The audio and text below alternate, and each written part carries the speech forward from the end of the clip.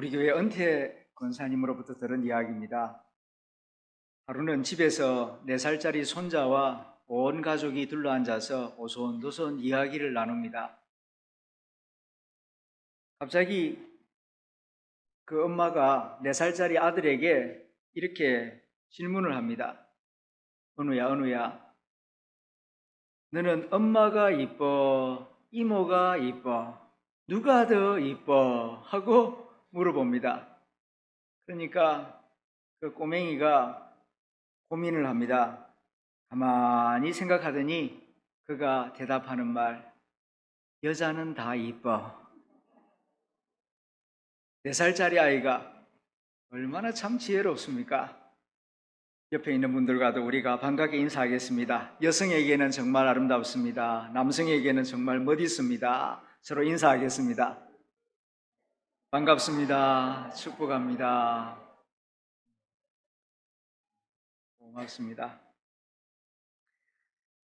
이제까지 제가 안아보았던 여자 가운데 가슴이 가장 따뜻했던 여자는 다른 남자의 여자였습니다.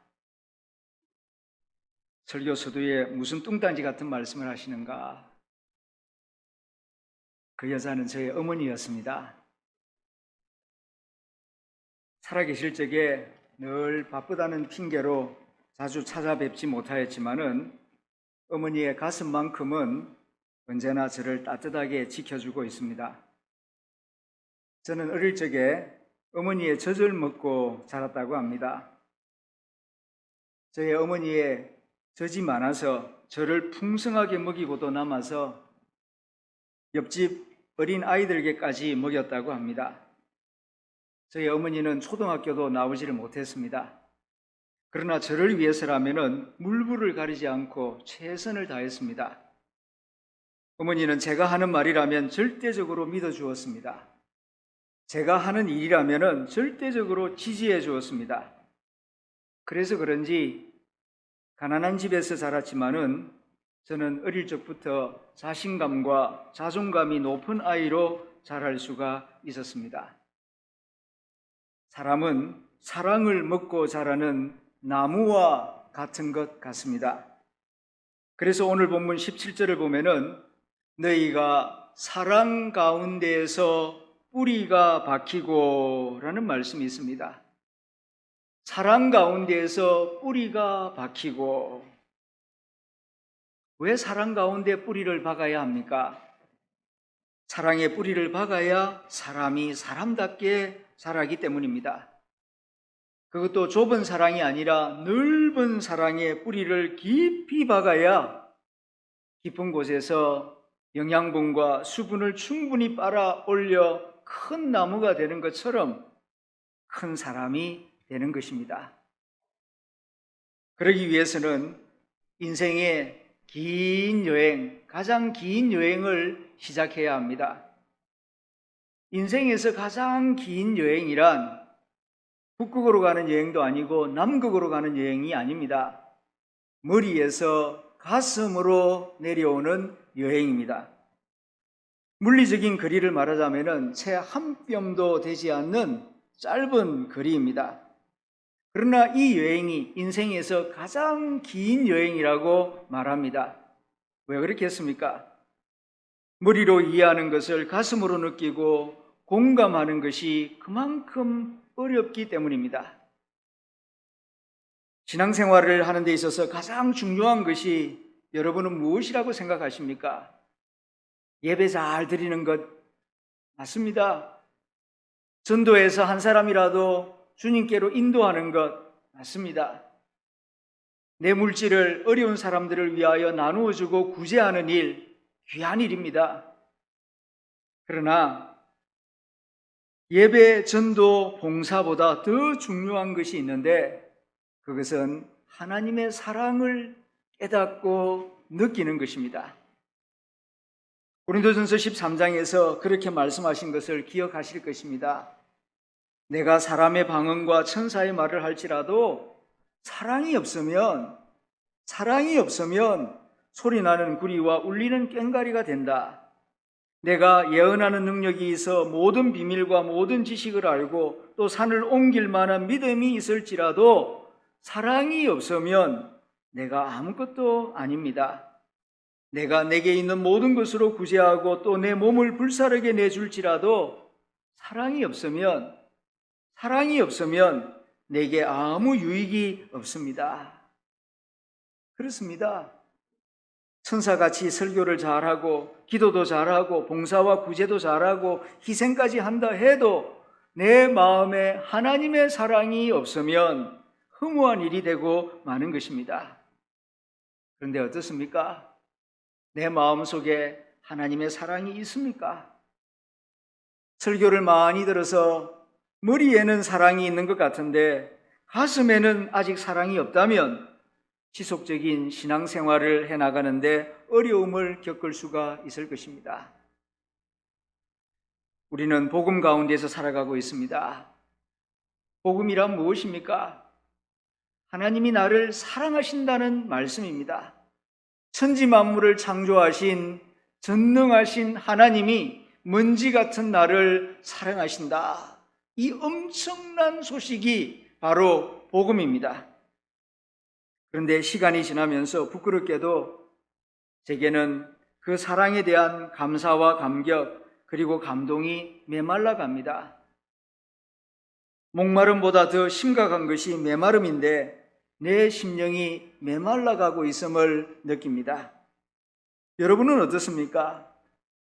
여러분에게는 이러한 문제가 없는지 오늘 말씀을 들으면서 다시 한번 우리 자신을 살펴볼 수 있기를 원합니다. 오늘 본문 말씀은 바울이 에베소 교회에 보낸 편지 중에 기록된 바울의 기도문입니다. 에베소 교회가 어떤 교회였습니까?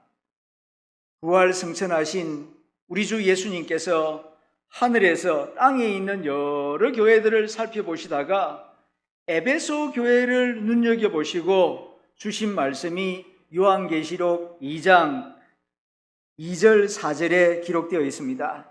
에베소 교회에 주신 말씀입니다. 내 수고와 내 인내를 안다. 악한 자들을 용납하지 아니한 것도 안다. 자칭 사도라 하는 자들의 거짓된 것을 잘 분별하여 교회를 거룩하게 지킨 것도 안다. 어려움을 견디며 예수 이름을 위하여 부지런히 봉사한 것도 안다. 잘했다. 그런데 한 가지 책망할 것이 있는데 그것은 첫사랑을 잃어버렸다는 것이다. 주님께서 말씀하셨습니다. 에베소 교회의 장점이 참 많았습니다. 그런데 한 가지 아쉬운 점이 있었는데 그것은 첫사랑을 잃어버렸다는 사실입니다.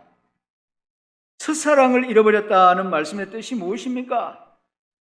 하나님의 사랑에 대한 감사와 감격, 감동의 마음을 잊어버리고 있다 하는 뜻이 아니겠습니까? 사랑하는 성도 여러분, 우리는 많은 경우 목마름을 두려워하는데 사실 목마름보다 더 두려워해야 하는 것이 메마름입니다. 감사할 줄도 모르고 감격할 줄 모르는 영혼의 메마름, 이것이 사실 인생의 가장 큰 위기입니다. 왜냐하면 주님은 목마른 자들을 위해서는 목마른 자들아 다 내게 와서 내게 마셔라는 초청의 말씀을 주셨지만 메마른 자들을 위하여 주신 말씀은 없기 때문입니다. 목마름보다 더 심각한 인생의 위기가 메마름의 위기입니다. 그래서 로마 감옥에 갇혀있던 바울은 에베소 교회를 생각하다가 자신도 모르게 차가운 형무소 바닥에 무릎을 꿇고 하늘과 땅에 있는 모든 족속에게 이름을 주신 아버지 하나님 앞에 기도를 드리는 것입니다. 그것이 오늘 본문의 말씀입니다. 17절부터 19절 말씀을 스크린을 보면서 우리가 함께 소리내어 읽어보겠습니다. 시작. 믿음으로 말미암아 그리스도께서 너희 마음에 계시게 하시옵고 너희가 사랑 가운데에서 뿌리가 박히고 터가 굳어져서 능히 모든 성도와 함께 지식에 넘치는 그리스도의 사랑을 알고 그 너비와 길이와 높이와 깊이가 어떠함을 깨달아 하나님의 모든 충만하신 것으로 너희에게 충만하게 하시기를 구하노라. 아멘. 그리스도의 사랑을 알게 해주십시오. 머리로만 아는 것이 아니라 가슴으로 알게 해주십시오. 그 기도를 지금 바울이 드리고 있는 것입니다. 왜 이런 기도를 드리고 있는 것이겠습니까? 첫사랑을 잃어버렸기 때문입니다. 영혼이 메말라가고 있기 때문입니다. 감사와 감격, 구원에 대한 감사와 감격의 마음을 잃어버리고 점점 눈바닥이 갈라지듯이 심령이 메말라가고 있는 그 현실을 느꼈기 때문에 사도 바울은 이거야말로 진짜 큰 위기인데, 목마름보다도 메마름이 더 큰 위기인데, 그래서 자기도 모르게 차가운 감옥 바닥에 무릎을 꿇고 하나님 이름 앞에서 에베소 교우들을 위하여 기도하는데, 저들로 하여금 그리스도의 사랑을 알게 해주십시오. 그 사랑의 너비와 길이, 높이와 깊이를 깨달아서 하나님의 충만하신 것으로 저들의 심령이 충만해지기를 간구합니다 하고 기도하고 있는 것입니다. 깨닫는다는 것은 무엇입니까? 우리말로 철든다는 것입니다. 그런데 철들기가 쉽지 않습니다. 철 안 드는 사람들도 많이 있습니다. 남자들은 죽을 때까지도 철이 잘 들지 않는다는 말이 있지 않습니까? 철드는 것은 하나님의 은혜입니다. 철든 자녀와 철 안 든 자녀는 부모를 대하는 것이 다릅니다. 하나님을 대하는 태도도 다릅니다. 살아가는 삶의 방식도 다릅니다. 철 안 든 자녀는 부모가 많은 것을 주어도 감사할 줄 모릅니다. 9개를 주었는데 왜 그 나머지 그 하나마저 주지 않느냐고 불평을 합니다. 그리고 다 주어도 감사 안 합니다. 뭐 이 정도 가지고 다른 사람들은 더 많이 주던데 하면서 또 다른 불평을 합니다. 그러나 철든 자녀는 부모가 어떡하냐, 못해줘서 미안하다 라고 말하면 아니에요 어머니 괜찮아요 그렇게 말합니다. 낳아주신 것만으로도 감사한데요.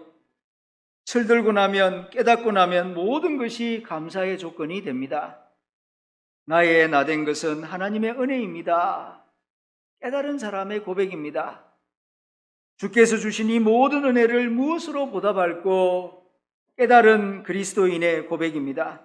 깨닫고 나면 은혜 아닌 것이 없고 감사 아닌 것이 없습니다. 감사하지 못하는 이유는 못 받아서가 아닙니다.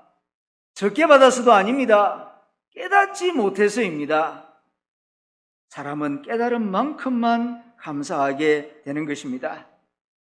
그래서 바울은 감옥에서 에베소 교회를 위하여 기도할 내용이 많이 있었겠지만 무엇보다도 먼저 그 사랑을 깨달아 알게 해 주십시오 라고 무릎을 꿇고 간절하게 기도하고 있는 것입니다. 왜 이런 기도를 합니까? 그 이유는 깨달아야 은혜가 은혜 될 수가 있고 사랑이 사랑 될 수가 있기 때문입니다. 깨닫지 못하는 은혜, 깨닫지 못하는 사랑은 무효입니다.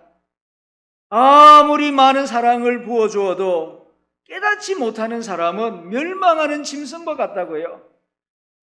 그래서 러시아의 대문호 도스토옙스키는 이런 말을 합니다. 인간이 불행한 이유는 자기가 행복하다는 것을 알지 못하기 때문이다. 인간이 불행한 이유는 가난해서도 아니고 못 배워서도 아니에요. 이미 내게 많은 은혜가 주어져 있습니다.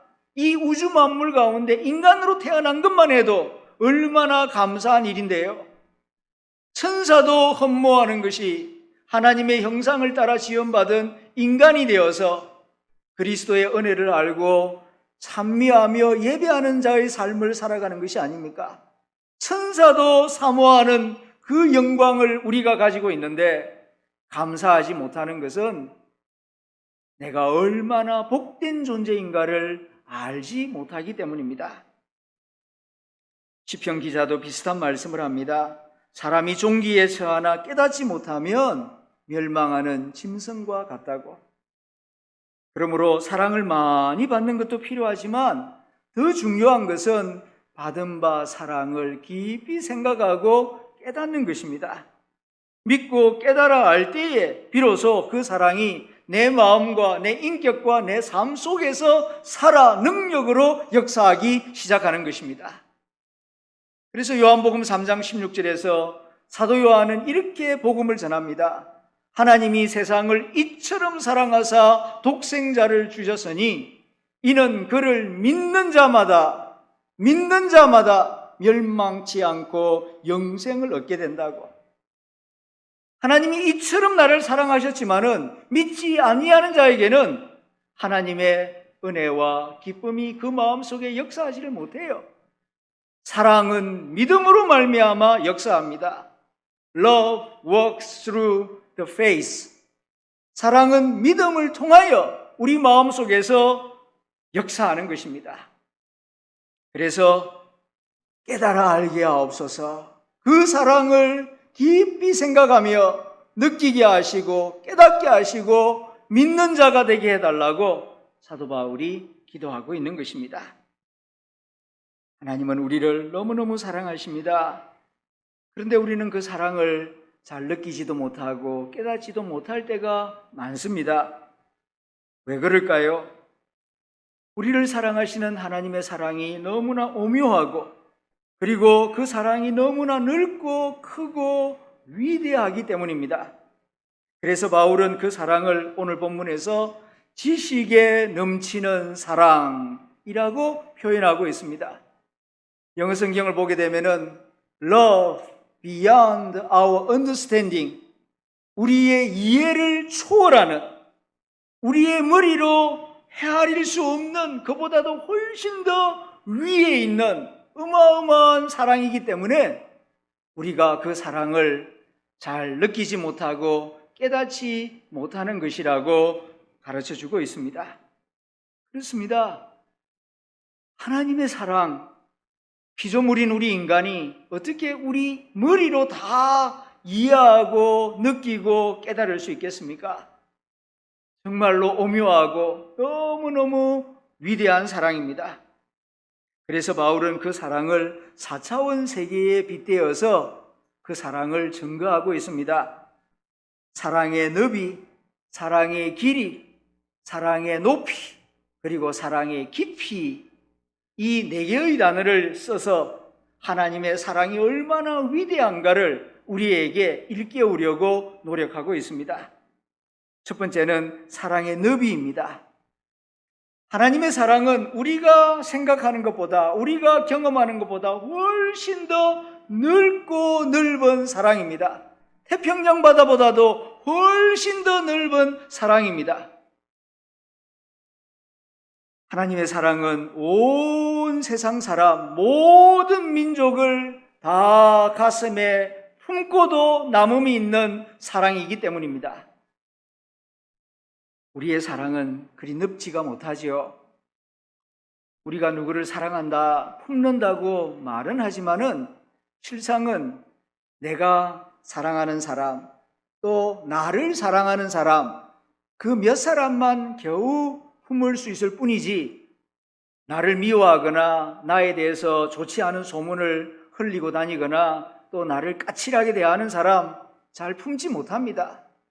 왜냐하면 우리의 가슴이 좁기 때문입니다. 그러나 하나님은 하나님을 사랑하는 사람뿐만 아니라 하나님을 대적하는 사람까지도, 선한 사람뿐만 아니라 악한 사람까지도 넓은 가슴으로 다 품으십니다. 우리 주 예수님께서 아버지의 사랑에 대하여 이렇게 증거하지 않았습니까? 하늘에 계신 내 아버지는 선인과 악인 모두에게 비를 내려주시고 햇빛을 비춰주신다. 악한 사람이라고 해서, 하나님 안 믿는 사람이라고 해서 비를 안 내려주시고 일용할 양식을 안 주시는 그런 마음 좁은 하나님이 아니시다. 하나님은 모든 민족, 심지어는 공산주의자라도 무신론자라도 누구든지 다 생명을 가진 자들에게 햇볕을 비추어 주시고 비를 내려주실 만큼 그렇게 넓은 가슴을 가지고 계시는 분이 우리 아버지 하나님이시라고 그 아들 예수님이 가르쳐 주셨습니다. 문제는 그 사랑이 너무 넓고 크다 보니 우리 인간이 잘 느끼지 못하고 깨닫지 못한다는 것입니다. 마치 산소처럼 있을 때는 모르다가 없어졌을 때 비로소 그 소중함을 아는 사랑이 하나님의 사랑입니다. 하나님의 사랑의 너비는 밤하늘에 보이는 우주보다도 더 넓은 사랑입니다. 두 번째로 바울은 사랑의 길이를 말합니다. 하나님의 사랑에는 길이가 있어요. 그 길이 또한 어마어마하게 긴 길이입니다. 그래서 그 사랑을 무궁한 사랑이라고 부릅니다. Endless love, 끝이 없는 사랑. 예레미야 31장 3절에 있는 말씀입니다. 나 여호와가 옛적에 이스라엘에게 나타나 이르기를 내가 무궁한 사랑으로 너를 사랑하는 고로 인자함으로 너를 인도하였다 하였노라. 정말 그렇습니다. 광야 40년 생활 가운데 이스라엘 백성들이 하나님 속을 얼마나 썩였습니까? 그러나 하나님은 그들을 버리지 않았습니다. 끝까지 붙드십니다. 무궁한 사랑으로 이스라엘 백성들을 광야 가운데에서 인도하여 가나안 땅으로 인도하신 하나님이 우리 하나님이십니다. 끝없는 사랑을 보여주셨습니다. 오늘 우리가 교동문 가운데에서도 고백했듯이 하나님의 인자하심과 자비하심은 끝이 없습니다. 정말 큰 사랑을 가지고 계십니다. 노아에게 홍수 심판을 예고하신 다음에도 하나님은 금방 심판하지 아니하시고 120년을 기다리고 또 기다려 주셨습니다. 부활승천하신 예수님이 심판의 주로 오시겠다고 말씀하셨지만 가능하면 한 사람이라도 더 구원하시려고 천년을 하루같이 하루를 천년같이 기다리고 계십니다. 그 기다려 주심이 있었기 때문에 나 같은 사람도 복음을 들을 수 있게 되었고 주님 앞에 나와서 이렇게 예배 드리는 사람이 된 것입니다. 하나님이 오래오래 기다려 주시지 않았다면 일찌감치 하나님이 더 이상 못 기다리겠다 하고 포기해버렸다면 구원의 방주에 들어오지 못한 사람들이 많았을 것입니다. 주님은 지금도 기다리고 계십니다. 내 형제 자매들이 돌아오기를 기다리고 계십니다. 아버지 집을 떠난 탕자가 돌아오기까지 문 앞에서 기다리는 탕자의 아버지처럼 탕부 하나님은 죄인들이 하나님의 품으로 돌아오기까지 기다리고 계십니다. 능력이 없어서 기다리는 것이 아닙니다. 복음을 듣고 스스로 깨달아 회개하고 결단하여 돌아오기를 기다리고 있는 것입니다. 하나님의 오래 참으심, 하나님의 기다리심, 여기에 하나님의 사랑의 길이가 있습니다. 세 번째는 사랑의 높이입니다. 하나님 사랑에는 높이가 있습니다. 그 높이는 비천한 우리를 높이 올려서 자기와 똑같은 영광스러운 모습으로 바꿔놓기를 원하시는 사랑입니다. 우리는 모양이 저마다 각각입니다. 그러나 주님이 우리를 부르셔서 하나님 나라로 들이시면은 우리 모두는 부활하신 예수님의 모습으로 변화합니다. 고린도전서 15장에서 말씀합니다. 나팔 소리가 울릴 때에 호련히 변화하리니 어떻게 변화할 것인가? 이 육신의 몸, 흙으로 되어 있는 흙으로 돌아갈 이 몸이 아니라 예수님이 입으신 부활의 신령한 몸, 영광스러운 그 몸을 입고 어린 양 보좌 앞에 서게 될 것이라고 우리에게 말씀하고 있습니다. 고린도전서 15장 48절 49절에 있는 말씀입니다. 무릇 흙에 속한 자들은 저 흙에 속한 자와 같고 무릇 하늘에 속한 자들은 저 하늘에 속한 이와 같으니 우리가 흙에 속한 자의 형상을 입은 것 같이 또한 하늘에 속한 이의 형상을 입으리라. 하늘에 속한 자의 형상을 입으리라. 하늘에 속한 이의 형상이라는 것이 구체적으로 무슨 뜻입니까? 예수님이 직접 가르쳐 주셨습니다. 마태복음 22장 29절 30절입니다. 예수께서 대답하여 이르시되 너희가 성경도 하나님의 능력도 알지 못하는 거로 오해하였도다. 부활 때에는 너희가 죽었다가 부활할 때에는 장가도 아니가고 시집도 아니가고 그러면 어떻게 되느냐? 하늘에 있는 천사들과 같으니라. 우리 주님께서 친히 말씀하셨습니다. 바로 여기에 하나님의 사랑의 높이가 있습니다. 하늘에 있는 천사와 같이 만드시려는 것이 하나님의 소원이며 계획입니다. 부활 승천하신 주님과 같이 영광스러운 몸을 입고 함께 영생복락을 누리게 하시려는 것이 주님의 뜻입니다. 이 땅에서 우리가 좋은 보약을 먹고 비싼 화장품을 바르고 좋은 차를 타고 다니고 좋은 옷을 입는다고 해본들, 그래 본들 결국은 다 흙으로 먼지로 돌아갑니다. 그러나 믿음을 가지게 되면은, 그리고 말씀을 따라 살게 되면은 천사와 같이, 예수 그리스도와 같이 영광스러운 몸, 썩지 아니하는 영원한 생명을 얻게 된다는 것입니다. 주님의 뜻은 우리에게 시시한 그런 과자 부스러기 줘가지고 만족시키는 것이 아니라 가장 좋은 것, 가장 아름다운 것, 그것을 주고 싶어서, 그래서 우리에게 많은 말씀을 주시고 십자가의 길을 걸어가신 것입니다. 우리를 높여주시기 위하여, 그 아들과 같은 영광에 이르게 하기 위하여서 교회를 세우시고 여러 가지로 역사하시고 섭리하고 있습니다. 여기에 하나님의 사랑의 높이가 나타나고 있는 것입니다. 주님께서는 승리하시고 하나님 나라에서 누리고 계시는 모든 영광을 혼자서만 누리는 것이 아니라 우리를 높여 우리와 함께 누리기를 원하십니다.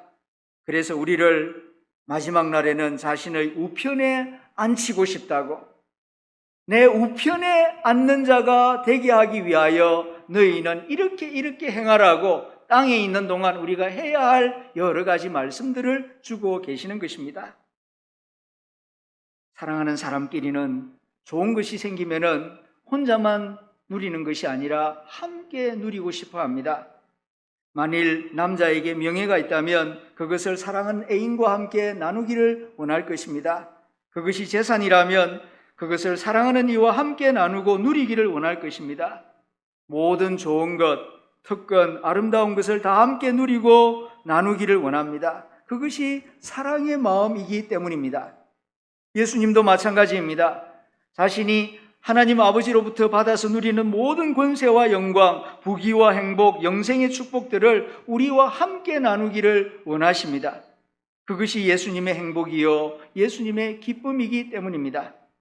비천한 우리를 자신의 영광의 수준까지 우리를 높이 끌어올리기를 원하시는 사랑이 주님의 사랑입니다. 여기에 사랑의 높이가 있습니다.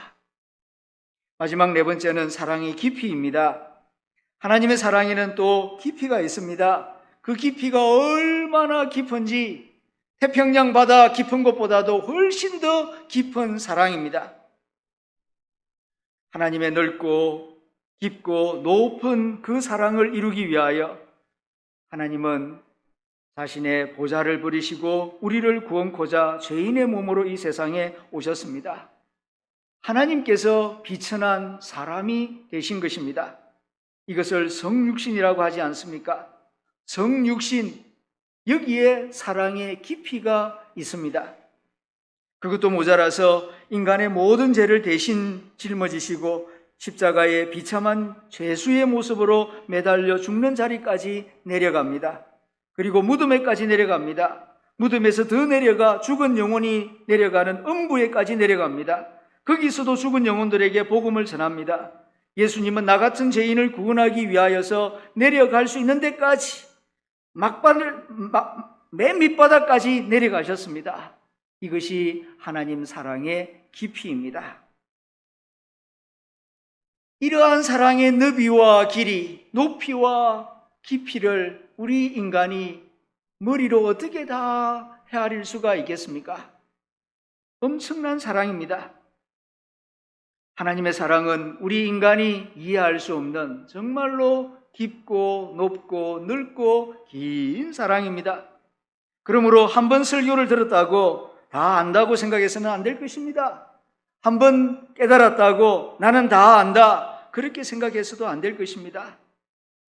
우리는 태평양의 물가에 앉아서 물장난하고 수영하고 또 물컵으로 물을 담아 머리에 붓는 어린아이와 같습니다. 동해안에 가서 푸른 바다를 보았다고 태평양에 대해서 다 안다고 말하는 것은 정말 교만한 말이 될 것입니다. 하나님의 사랑은 태평양보다도 더 넓고 깊습니다. 그러므로 우리에게 중요한 것은 겸손하게 더 열정적으로 그 사랑을 알기를 사모하는 마음입니다. 그 사랑을 더 알기를 원합니다. 내가 아는 것이 전부가 아닙니다. 하나님의 사랑은 이보다도 훨씬 더 넓고 길고 높고 깊다고 말씀하셨는데, 그 너비와 길이, 그 높이와 깊이를 깨달아 알게 하여 주옵소서. 내가 아는 것이 전부가 아닙니다. 하나님의 사랑을 더 알게 해 주십시오. 이런 열정과 사모함을 가지고 신앙생활을 해야 합니다. 그럴 때에 우리 마음속에 놀라운 일들이 일어납니다. 이렇게 사모하고 기도하면서 하나님의 사랑을 아는 높은 경지까지 오르게 되면 놀라운 일들이 우리 안에서 일어납니다. 많은 일들이 우리 심령 안에서 일어나는데 그 대표적인 은혜가 자유입니다. 하나님의 사랑을 알면 알수록 심령의 자유를 누리게 됩니다. 걱정거리가 생겨도 하나님의 사랑을 조용히 묵상하면은 나도 모르게 이런 말을 하게 될 것입니다. 하나님의 사랑을 알게 될 때 잘해 주실 거야. 하나님이 나를 이토록 사랑하시는데 나는 하나님의 사랑을 받기 위해 태어난 존재인데 내가 하나님의 사랑을 독차지하고 있는데 이 정도 문제점이야. 하나님이 틀림없이 잘해 주실 거야. 합력하여 선을 이루어 주실 거야. 이런 믿음이 생기고 이런 사랑에 대한 확신이 생기면은 내 마음속에 평화가 찾아오고 그 어떤 고난과 어려움 가운데에서도 미소를 지을 수 있고 찬송할 수 있고 감사할 수 있는 그런 복된 심령이 되는 것입니다. 찬송가 293장을 작시한 브렉이라는 사람은 이렇게 찬양합니다. 주의 사랑 비칠 때에 기쁨 오네, 근심 걱정 물러가고 기쁨 오네. 2절에서는 또 이렇게 고백합니다. 주의 사랑 비칠 때에 이 세상은 아름답고 활기차게 다 변하네. 3절에서는 주의 사랑 비칠 때에 이 세상은 어둠 슬픔 중한 짐이 다 사라지네. 그리고 마지막 4절에서는 주의 사랑 비칠 때에 그 광채가 찬란하게 우리를 둘러 비추겠네. 할렐루야. 앞에서 말씀드린 시편 49편 20절의 말씀으로 설교를 마치려고 합니다. 사람이 종기에 처하나 깨닫지 못하는 자는 멸망하는 짐승과 같도다. 깨달아야 합니다. 내게 주신 은혜가 얼마나 큰 은혜인지, 내가 받은 긍휼이 얼마나 귀한 것인지 깨달아야 합니다. 사랑이 없어서가 아닙니다. 사랑을 받지 못해서도 아닙니다. 깨닫지 못하기 때문입니다. 깨닫지 못해서 쓸데없이 외로워하고 깨닫지 못해서 쓸데없이 방황하는 영혼들이 너무 많습니다. 보이지 않는다고 존재하지 않는 것이 아닙니다. 내가 기억하지 못한다고 해서 사랑을 안 받은 것이 아닙니다. 깨달아 알게 하옵소서. 그 사랑을 깨달아 알게 하옵소서. 이 기도가 이번 한 주간 저와 여러분의 간절한 기도가 되기를 소망합니다.